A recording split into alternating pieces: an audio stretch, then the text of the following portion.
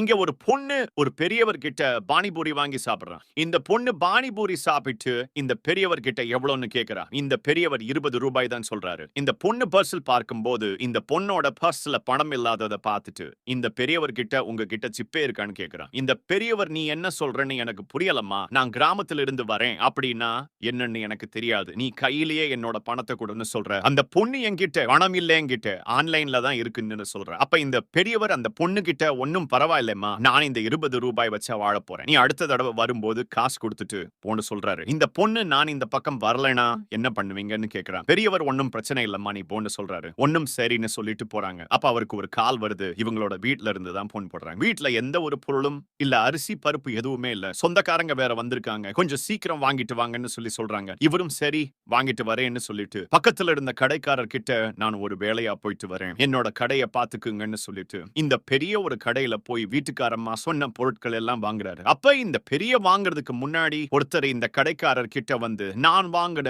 பொருளுக்கு எவ்வளவுன்னு ஒரு ஆளு கேட்கிறார். இந்த கடைக்காரன் நீங்க வாங்கின பொருளுக்கு ₹450 வருதுன்னு சொல்ற. இந்த பெரியவர் கிட்ட நீங்க வாங்கினதுக்கு ₹100 சொல்றாங்க. அப்ப இந்த பெரியவர் அந்த கடைக்காரங்க கிட்ட இப்போதைக்கு என்கிட்ட ₹50 தான் இருக்கு. நான் நாளைக்கு வரும்போது உங்க பணத்தை எடுத்துட்டு வரேன்னு சொல்றாரு. ஆனா இந்த கடைக்காரர் அந்த பெரியவர் கிட்ட பணத்தை எடுத்துட்டு வந்து வாங்க மாட்டீங்களா? பணத்தை எடுத்துட்டு வந்து உங்க பொருளை வாங்கிக்கோங்க ரிட்டர்ன் வாங்கிக்கிறார். பக்கத்துல இருந்த இந்த ஆளு அவரோட ₹500 கொடுத்து என்னோட ₹400 எடுத்துக்கோ மீதி ₹50 இருக்குல்ல அந்த பணத்தை இந்த பெரியவர் வாங்கின பொருளுக்கு எடுத்துக்கோங்கன்னு சொல்ற. இந்த கடைக்காரன் ₹50 எடுத்துக்கிட்டு இந்தாங்க உங்க பொருள்னு சொல்லி இந்த பெரியவருக்கு கொடுக்கிறார். அப்ப இந்த பெரியவர் வெளியே வந்ததுக்கு அப்புறம் இந்த ஆளை கூப்பிட்டு இந்த உதவி நான் எப்பவுமே மறக்க மாட்டேன்னு சொல்றாரு. இந்த ஆளும் பரவாயில்ல சொல்லிட்டு போறாரு. இந்த ஆளோட நல்ல மனசு உங்களுக்கு பிடிச்சிருந்தா சூப்பர்னு கமெண்ட் பண்ணுங்க.